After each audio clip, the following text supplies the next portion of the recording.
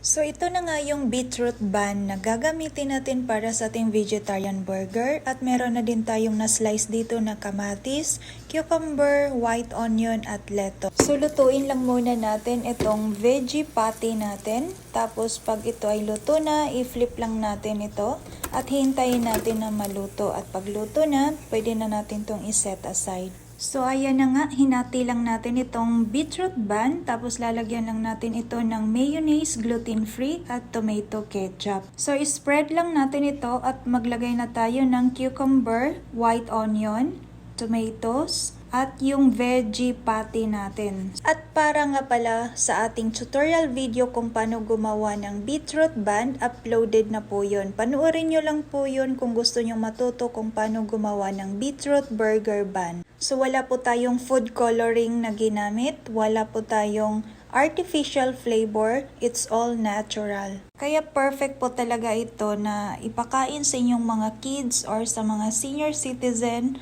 or sa mga nagda-diet. Perfecto po itong veggie burger natin. So I hope ay meron naman kayong bagong natutunan sa ating napakasimpleng video. Thank you for watching and stay healthy.